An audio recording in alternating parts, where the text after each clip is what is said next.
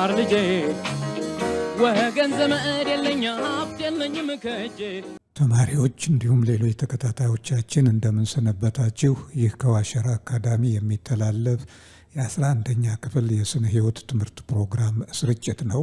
ባለፈው ፕሮግራማችን ሌሰን 5ን አይተናል። ሌሰን 5 ዩኒት 5 ውስጥ ፖፑሌሽን ኤንድ ናቹራል ሪሶርስስ ከሚለው ክፍል የፖፑሌሽንን አስመልክቶ ነው ያየነው። ፖፑሌሽን ግሮዝን እንዲህ በዛሬው ሌሰናችን የምናየው ስለ ዲሞግራፊክ ስትራክቸር ይሆናል።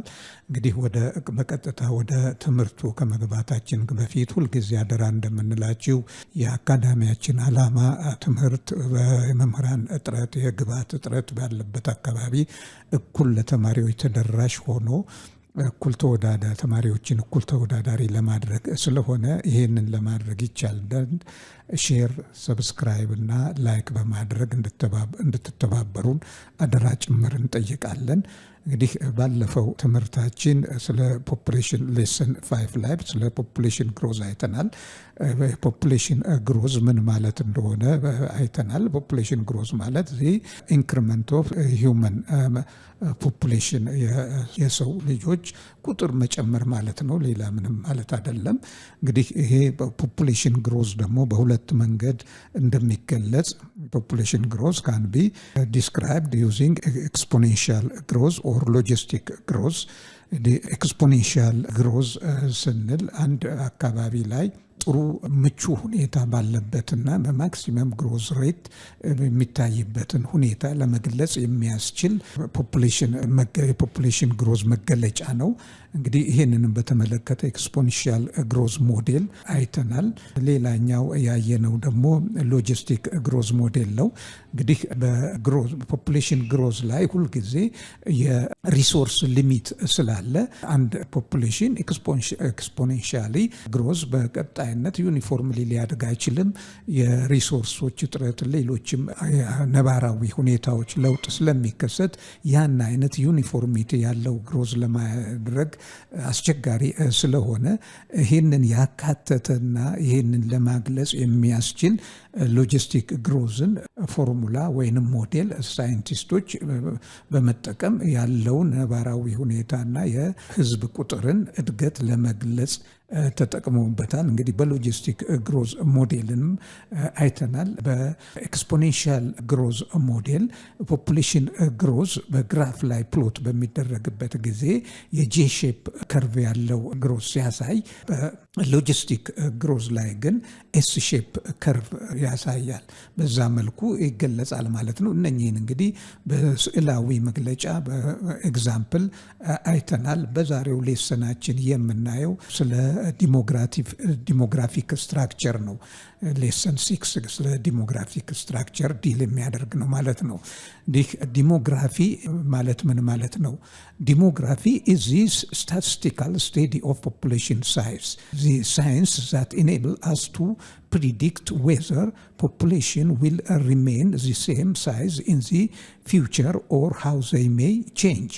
Considers how different patterns of age distribution in population alter their size through time. Describe the dynamics of population. እንግዲህ ዲሞግራፊ ስንል ምን ማለት ነው? ዲሞግራፊ በዳታና በስታቲስቲክስ የታገዘ ስለ ፖፑሌሽን ሳይዝ የሚያሳይ ጥናትና ምርምር ሂደት ነው። እንግዲህ ይሄም ሳይንሳዊ የሆነ መንገድ ሆኖ የወደፊቱን የህዝብ ሁኔታ የእድገት ሁኔታ ለመገመት የሚያስችል ነጸብራቆችን የሚያሳይ ነው። ሌላ መልኩ ደግሞ በአካባቢው ያሉ ከኤጅ ስብጥር ጋር ተያይዞ በህዝብ እድገት በምን መልኩ እያደገ እንደሆነ በህፃናት ደረጃ፣ በጎልማሳ ደረጃ እንደዚሁም በእድሜ በደጉ ሰዎች መካከል ያለውን የእድገት ሁኔታ የሚያሳይ ነው። ከዛም በተጨማሪ በሶሳይቲ ውስጥ ያለውን ሁለንተናዊ ፖፑሌሽን እድገት የሚያሳይ ነው ማለት ነው። ዳይናሚክስ ኦፍ ፖፑሌሽን እንግዲህ ይሄ ዲሞግራፊ ይሄንን በዝርዝር የሚያሳይ ዘርፍ ነው ማለት ነው፣ ወይንም የህዝብ ብዛት ጥናት ምርምር ሂደት ነው። Demographic parameters that science use includes population size, crude death rate, population growth rate, population density, infant mortality rate, fertility rate, crude birth rate, ማይግሬሽን ኤንድ ላይፍ ኤክስፔክታንሲ። እንግዲህ ዲሞግራፊክ ሳይንስ በአጠቃላይ አካቶ የሚያሳየን ምን ነው? የህዝብ ቁጥርን ምጣኔ፣ እንደዚሁም የሞት ሬቱን በተወሰነ ጊዜ ውስጥ የሞት ቁጥር በአመት ሊሆን ይችላል፣ በሁለት በ10 ዓመት ሊሆን ይችላል። እንደዚሁም ፖፑሌሽን ግሮዝ ሬት የእድገት ፍጥነቱ ምን ያህል እንደሆነ፣ ፖፑሌሽን ደንሲቲ ህዝብ ብዛት ፐር ስኩዌር ሜትር ፐር ስኩዌር ኪሎ ሜትር ወይንም ፐር ካሬ ሜትር ሊሆን ይችላል። የህዝብ ብዛት ስርጭትን ለማወቅ ያስረዳል። ኢንፋንት ሞርታሊቲ ሬት የህፃናት ሞት፣ እንደዚሁም የእርግዝናና የወሊድን ምጣኔ የምናውቅበት መንገድ ነው። ክሩድ በርዝ ሬት እንግዲህ ይሄ ደግሞ አጠቃላይ የወሊድን ምጣኔ እናያለን። ከዛ በተጨማሪ ደግሞ ስለ ስደተኞች ማይግሬሽን፣ ኢሚግሬሽን ወይም ማይግሬሽን ሊሆን ይችላል፣ ስለዚህም ያሳየናል። ከዛ በተጨማሪ ላይፍ ኤክስፔክታንሲ አንድ ሰው በህይወት ዘመን የመኖርበትን የዘመን ያሳያል ማለት ነው። በፖፑሌሽኑ ውስጥ አንድ ሰው ተወልዶ እስከ የእድሜው እርዝማኔ እስከምን ድረስ ለመኖር ይችላል የሚለውን ሁሉ ላይፍ ኤክስፔክታንሲ ያካተተ ነው ማለት ነው። ይሄ ዲሞግራፊ ሳይንስ እነኝህን ያካትታል። እንግዲህ እነኝህን አሁን የተዘረዘሩትን በዝርዝር የምናይ ይሆናል። የመጀመሪያው ክሩድ በርዝ ሬት። ክሩድ በርዝ ሬት ምን ማለት ነው? ክሩድ በርዝ ሬት is the number of live births per 1000 people in a year። እንግዲህ ክሩድ በርዝ ሬት የሚያሳየን በአመት ውስጥ ከ1000 ሰዎች ውስጥ ወሊድ መጠን ምጣኔ ምን ያህል ነው፣ በሺህ ሰዎች መካከል ስንት የወሊድ ምጣኔ አለ፣ ይሄንን የሚያሳይ ነው ማለት ነው። ይሄ ክሩድ በርዝ ሬት። ሌላው ክሩድ ዴዝ ሬት is the yearly annual number of days per 1000 people። እንግዲህ በየሺው ሰው በአመት ውስጥ ምን ያህል ሰው ይሞታል፣ ከሺው ስንት ይሞታል ነው። እንግዲህ ክሩድ ዴዝ ሬት በምንልበት ጊዜ ከ1000 ሰው በአመት ውስጥ ስንቱ ይሞታሉ፣ ይህንን የሚያሳይ ነው ማለት ነው ክሩድ ዴዝ ሬት በምንልበት ጊዜ። ሌላው ኢንፋንት ሞርታሊቲ ሬት። Infant mortality rate refers to annual number of days of children aged less than a year old per 1000 of those born alive። እንግዲህ ይሄ ደግሞ ኢንፋንት ሞርታሊቲ ሬት ምንድን ነው የሚያሳየን? ከሚወለዱ 1000 ህፃናት ውስጥ አንድ አመት ሳይሞላቸው የሚሞቱትን ወይንም በሞት የሚቀሰፉትን የልጆች መጠን የሚያሳይ ነው ማለት ነው። ኢንፋንት ሞርታሊቲ ከተወለዱ 1000 ህፃናት ውስጥ በህይወት ከተወለዱ ማለት ነው ስንቱ አንድ አመት ሳይሞላቸው ይሞታሉ፣ ከሺዎቹ ማለት ነው። ይሄንን የሚያሳይ ነው ኢንፋንት ሞርታሊቲ ሬት። ላይፍ ኤክስፔክታንሲ refers to a number of years that human being can live in relation to the current mortality rate። እንግዲህ ይሄኛው ደግሞ የሚያሳየው ላይፍ ኤክስፔክታንሲ አንድ ሰው ተወልዶ እስከሚሞትበት ጊዜ ያለውን ባለው ነባራዊ ሁኔታ በአንድ ሀገር ውስጥ ያለውን ከፍተኛ የእድሜ እርዝማኔ የሚያሳይ ነው ማለት ነው። ላይፍ ኤክስፔክታንሲ በአቨሬጅ ማለት ነው። ይሄንን ያሳያል ማለት ነው። ሌላው ፈርቲሊቲ ሬት ነው። ፈርቲሊቲ ሬት is a measure of the number of children born። እንግዲህ ፈርቲሊቲ ሬት ስንል በአመት የሚወለዱ የህፃናትን መጠን የምናይበት ወይንም የምንለካበት ነው ማለት ነው። ሞርታሊቲ ሬት is a measure of the number of people who dies። እዚህ ጋር ደግሞ ሞርታሊቲ ሬት በምንልበት ጊዜ በአመት ውስጥ በአመት በ2 ዓመት በ10 እንደ ጥናቱ ሊሆን ይችላል የሚሞቱ የሰዎች መጠን በምንለካበት ወይንም መመዘኛ ነው ማለት ነው። እንግዲህ ዲሞግራፊ በምንልበት ዲሞግራፊክ ሳይንስ ወይንም ስለ ዲሞግራፊክ ጥናት ይሄንን በሙሉ ያካተተ ነው ማለት ነው። እነኛም በተጨማሪ ማይግሬሽን ሚንስ ዚ ሙቭመንት ኦፍ ፒፕል ፍሮም ዋን ኤሪያ ቱ አናዘር ኤሪያ ኢሚግሬሽን ሙቭመንት ኦፍ ፒፕል ኢንቱ አን ኤሪያ ቱ ቴክ አፕ ፐርማነንት ሬዚደንስ ኢሚግሬሽን ሪፈርስ ቱ ዚ ሙቭመንት ኦፍ ፒፕል አውት ኦፍ አን ኤሪያ ቱ አናዘር ፕሌስ ኦፍ ፐርማነንት ሬዚደንስ። እንግዲህ የህዝብን ቁጥር እድገት ከሚወስኑ ፋክተሮች አንዱ ደግሞ ማይግሬሽን ነው። ማይግሬሽን ማለት ስደት ማለት ነው። እንግዲህ ስደት በሁለት መልኩ ይከሰታል። ኢሚግሬሽን ወደ አንድ አገር ውስጥ መግባት ወይንም ወደ ምሳሌ ከውጭ ወደ አገራችን ገብተው በነዋሪነት በዘላቂነት ለመኖር የሚሰደዱ ሰዎች ካሉ እነኛን ኢማይግራንት ነው የምንላቸው። እንግዲህ ፕሮሰሱ ኢሚግሬሽን ነው። ያ የፖፑሌሽን ቁጥር እንዲጨምር ያደርጋል። ኢሚግሬሽን ደግሞ ይሄ አንድ አገር ከኛ ሀገር ወደ ውጭ የሚሰደዱ ከሆነ ይሄ ለህዝብ ቁጥር ምጣኔ መቀነስ መንስኤ ሊሆን ይችላል ማለት ነው። እንግዲህ ማይግሬሽን ከሞርታሊቲ እና ከበርዝ ሬት በተጨማሪ ለህዝብ ቁጥር መጨመር ወይንም መቀነስ ምክንያት ከሚሆኑ ነገሮች አንዱ ነው ማለት ነው። እንግዲህ ዲሞግራፊ እነኚህን በሙሉ ያካተተና ስለ እነኚህ ሁኔታዎች በሙሉ ትንታኔ የሚሰጥ የሳይንስ ዘርፍ ነው ማለት ነው። In demography, age and sex are the most commonly studied elements of population composition, or in bracket, number of individuals in terms of sex and age in the population. እንግዲህ በዲሞግራፊ በምናጠናበት ጊዜ በዋነኛነት ከእድሜና ከጾታ ጋራ ያሉ ዝርዝር የሆኑ ሁኔታዎች ከነኛ ጋራ ተያያዥነት ያላቸውን ዝርዝር ሁኔታዎችን የሚያጠናና እንደ ዋና መሰረት አድርጎ የሚንቀሳቀስ ነው። ይሄ ማለት እንግዲህ በህዝብ ስብጥሩ ውስጥ የሴቶች የወንዶች እንደዚሁም በእድሜ ደረጃ ያሉ ስብጥሮችን እንድናቅ የሚያደርገን ነው ማለት ነው ዲሞግራፊ።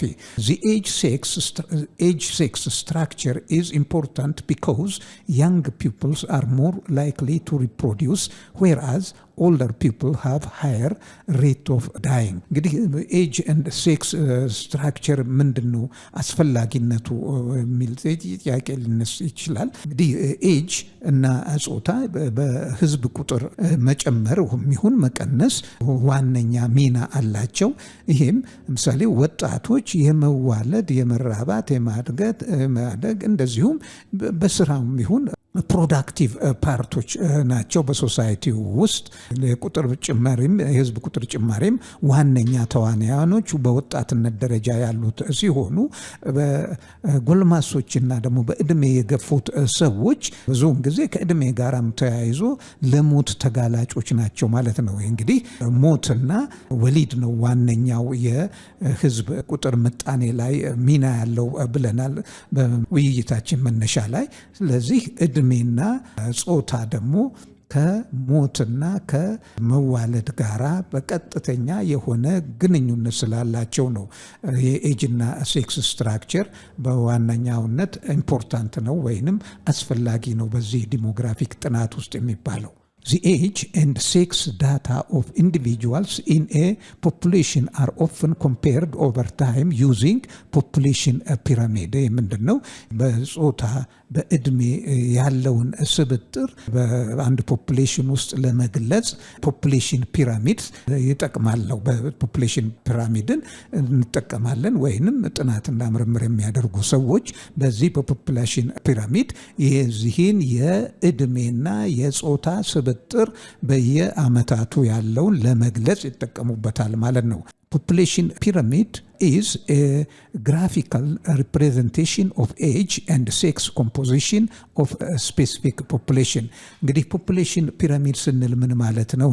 ፖፑሌሽን ፒራሚድ ግራፍ ነው። ይሄ ግራፍ ደግሞ ሪፕሬዘንት የሚያደርገው የሚያሳየው በኤጅ የእድሜና የጾታን ስብጥር አስመልክቶ በፖፑሌሽኑ ውስጥ ያለውን ሁኔታ በግራፍ መልክ የሚያስቀምጥ ነው ማለት ነው። ፖፑሌሽን ፒራሚድ represents the age sex structure of a population and states the complex social narratives of a population through its shape.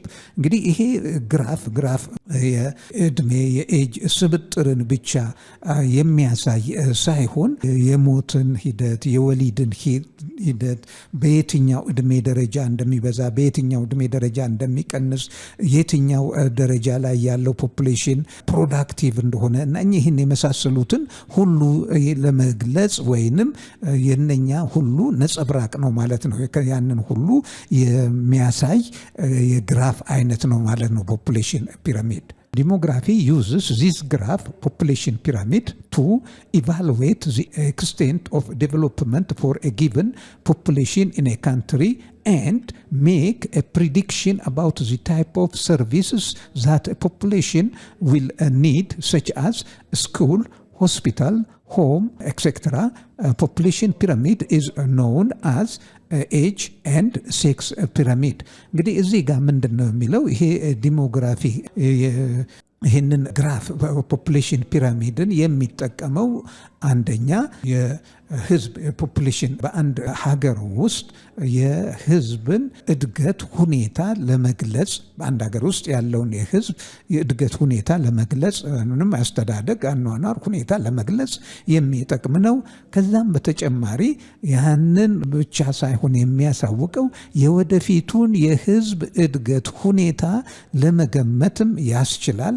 ከዛም አንጻር ለወደፊት ትምህርትን፣ የጤናን፣ የመኖሪያ ቤትን አቅርቦት አስመልክቶ ግምት ለመስጠት ያስችላል ማለት ነው። የህዝቡን እድገት ሁኔታ በማየት እነኚህን አቅርቦቶች በምን መልኩ ለማቅረብ እንደሚቻልና እንዴት ምን አይነት ቅድመ ዝግጅት ማድረግ እንደሚያስፈልግ ያሳየናል ማለት ነው። እንግዲህ በዚህም የተነሳ ነው ዲሞግራፊ ፖፑሌሽን ፒራሚድ ፖፑላርሊ ኖውን አዝ ኤጅ ኤንድ ሴክስ ፒራሚድ ኤጅ ኤንድ ሴክስ ፒራሚድ የተባለውም በዚህ የተነሳ ነው። እድሜን፣ ጾታን ተንተርሶ ስለ ህዝብ አኗኗር ስለ ወደፊቱ ግምትና ትንበያ የሚያደርግ ስለሆነ ነው። እንግዲህ እዚህ ጋር የምታዩት ግራፍ አለ። ይሄ እንግዲህ ፖፑሌሽን ፒራሚድ ግራፍ ይሄንን ይመስላል። እዚህ ጋር ፒራሚዱ እንደምታዩት ታይፒካል ፖፑሌሽን ፒራሚድ ኦፍ ኤጅ ኤንድ ሴክስ ኮምፖዚሽን ፎር አንጎላ ኢን 2005። ይህ እንግዲህ ከአንጎላ ህዝብ ጥናት ሴንሰስ ፕሮግራም ላይ ከተሰበሰበ የጥናት ዳታ ማለት ነው ተወስዶ የተሳለ ግራፍ ነው። ይሄ ግራፍ እዚህ ጋር ግራፉን በምታዩበት ጊዜ እዚህ ወደ ላይ የምታዩት እድሜን ነው 0 to 4 5 to 9 10 to 14 15 to 19 እያለ ከ75 እስከ 79 እድሜ ደረጃ ያለውን ዳታ ሰብስቦ ነው የሚያሳየው። ይሄን ዳታ በዚህ በፖፑሌሽን ፒራሚድ ግራፍ ላይ በሚቀመጥበት ጊዜ ይሄ ፐርሰንቴጅ ፖፑሌሽን ነው ወደዚህ የሚያሳየው ፐርሰንቴጅ ፖፑሌሽንን ያሳያል። እዚህ ጋር እንደምታዩት እንግዲህ ታች መሰረቱ ላይ የህፃናት የወሊድ መጠን ከፍተኛ እንደሆነ ነው የሚያሳየው። ፒራሚዱ ስፋት ከፍ እያለ ሲሄድ እየቀነሰ ይሄዳል።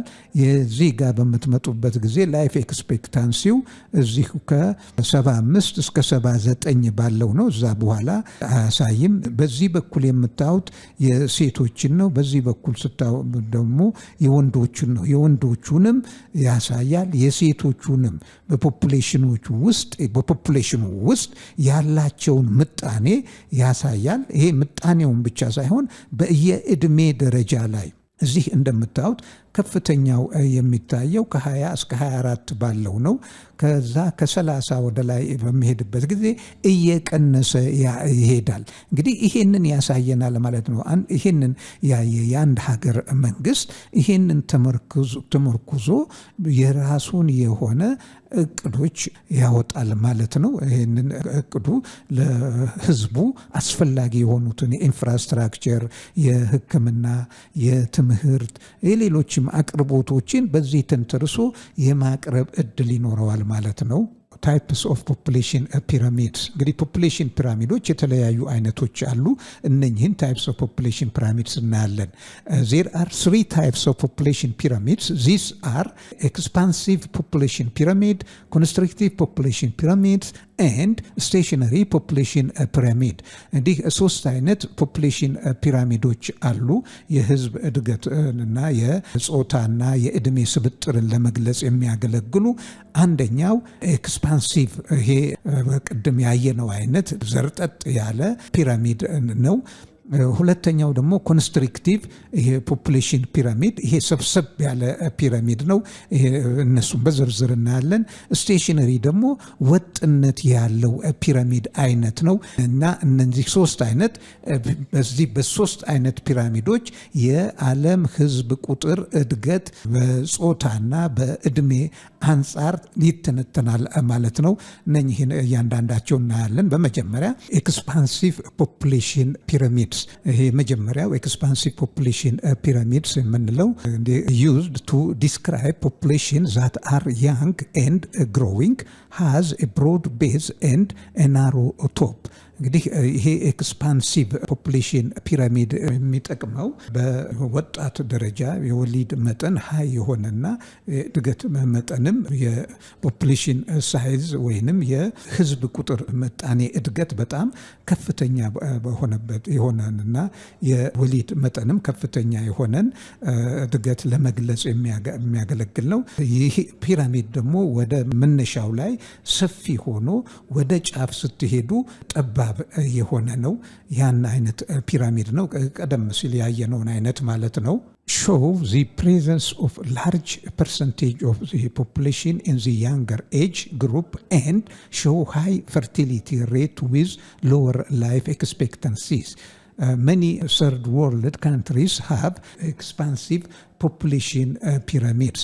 እንግዲህ ምንድነው ይሄ ኤክስፓንሲቭ ፖፑሌሽን ፒራሚድ የሚያሳየው የወጣቶች ቁጥር ከእድሜ ከገፉት ይልቁ ቁጥር በጣም የበዛ መሆኑን፣ ከዛም በተጨማሪ የወሊድ ምጣኔም በጣም ከፍተኛ መሆኑን ያሳያል። የላይፍ ኤክስፔክታንሲ ደግሞ በጣም ዝቅተኛ መሆኑን ነው የሚያሳየው። እንግዲህ ይሄ ግራፍ እዚህ ጋር የምታዩት ነው። ኤክስፓንሲቭ ግራፍ ይሄንን ይመስላል። ፐርሰንቴጅ ኦፍ ፖፑሌሽን ይላል እዚህ ጋር። ፐርሰንቴጅ ኦፍ ፖፑሌሽን እዚህ ጋር እድሜ ነው የሚያሳየው። ኤጅ ልብ አድርጉ። ከ0 እስከ 4 ከ5 እስከ 9 ከ10 እስከ 14 ከ18 እያለ ያድግና ከ76 እስከ 70 እየቀጠነ ይሄዳል ማለት ነው። በወዲህ በኩል በቀይ ወይንም ቡኒ መልክ የሚታየው የወንዶችን ሪፕሬዘንት የሚያደርግ ሲሆን በወዲህ በኩል ውሃ ሰማያዊ የሆነ ደግሞ ሴቶች ነው። እንግዲህ ይሄ የጾታን ስብጥር እንደዚሁም እድሜንም ጨምሮ የሚወለደው እስከ አርጅቶ እስከሚሞተው ድረስ በተወሰነ ዓመታት ውስጥ ያለውን የህዝብ በጾታ በእድሜ ያለውን የህዝብ ስብጥርና እንደዚሁም የወሊድና የሞት ምጣኔን የሚያሳይ ግራፍ ነው ማለት ነው። ይሄንን ያሳየናል። እንግዲህ ፖፑሌሽን ፒራሚድ ይሄ ገላጭ የሆነ ግራፍ ነው ማለት ነው። እንግዲህ ኤክስፓንሲቭ ፖፑሌሽን ፒራሚድ ይሄንን ይመስላል። እንግዲህ ይሄን አይነት ግራፍ እድገት የሚያሳዩ ደግሞ ብዙውን ጊዜ በታዳጊ አገሮች የሚገኙ አገሮች ናቸው። ሰርድ ወርልድ ካንትሪስ የኛንም አገር ጨምሮ ይህን አይነት የእድገት ምጣኔ ነው የሚያሳዩት ወይንም በዚህ አይነት ፒራሚድ ኤክስፓንሲቭ ፒራሚድ ይገለጻል ማለት ነው። በመቀጠል ደግሞ የምናየው ሁለተኛውን አይነት ፖፑሌሽን ፒራሚድ ነው። ይሄኛው ደግሞ ኮንስትሪክቲቭ ፖፑሌሽን ፒራሚድስ የምንላቸው አይነት ነው። ኮንስትሪክቲቭ ፖፑሌሽን ፒራሚድ used to describe population that are elderly and shrinking, have smaller percentage of people in the younger age group. እንግዲህ ይሄ ኮንስትሪክቲቭ ፖፑሌሽን ፒራሚድ የምንለው ደግሞ የወሊድ ምጣኔው አነስ ያለ ሄደና መሀል ላይ የወጣቱ ቁጥር እየቀነሰ ይመጣል። አንዳንዴ የጎልማሳው ቁጥር እየጨመረ ይሄዳል። እንዲህ እንትኑ ላይ በምታሄዱበት ጊዜ ላይፍ ኤክስፔክታንሲውም ወደ 80 ዓመት ድረስ ይሄዳል።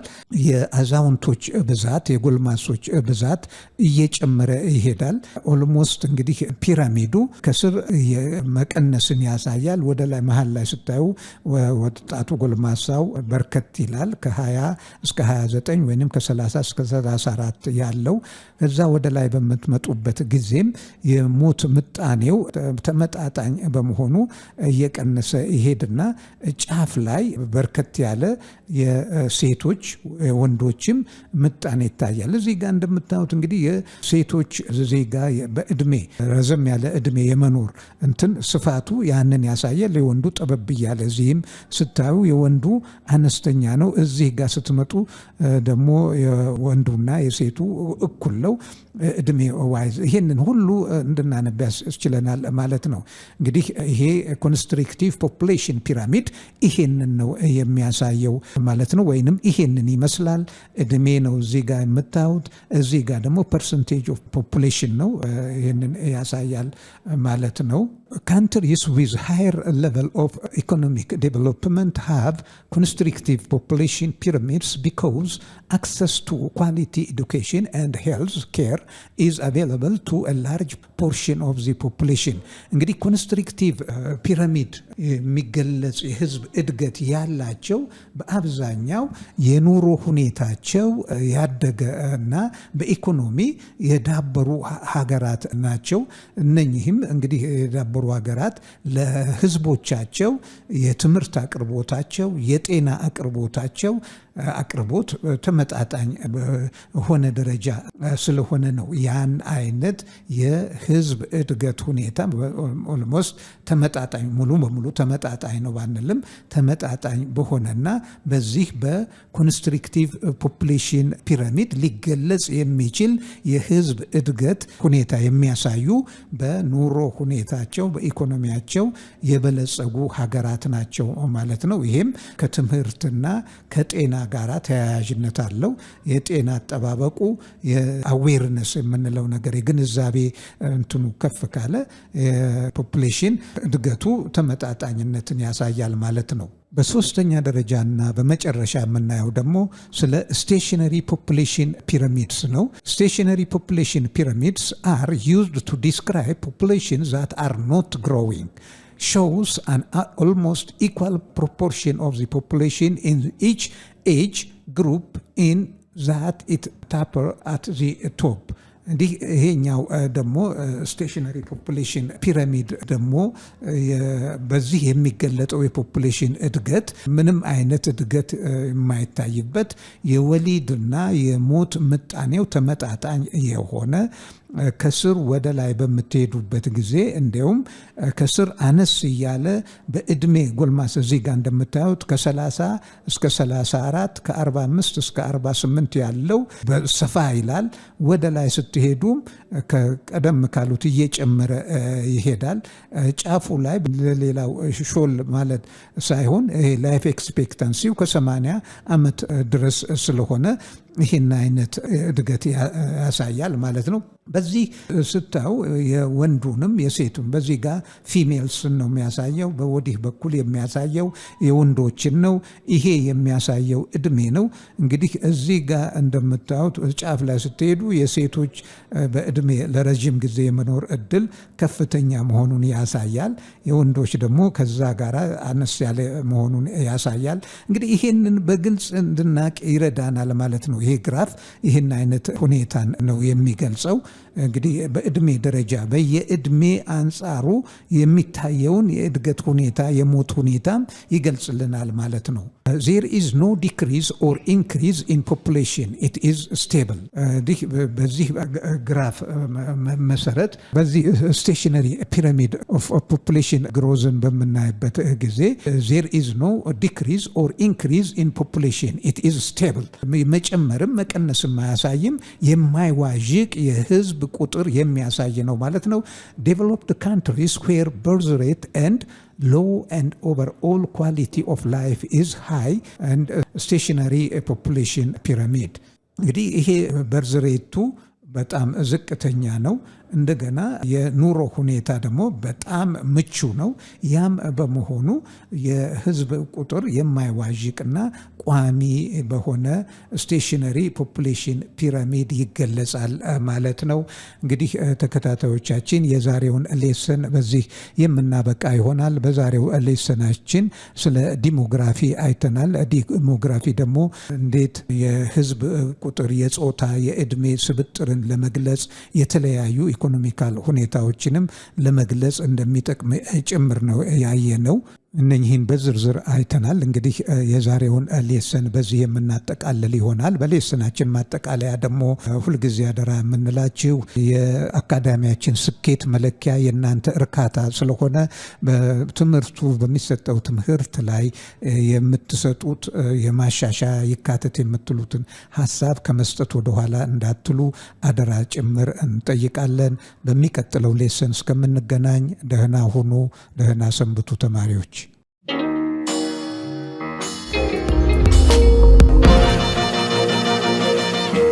ፀሐይ ነው ላልተማረ ሰው ግን ቀኑ ጨለማ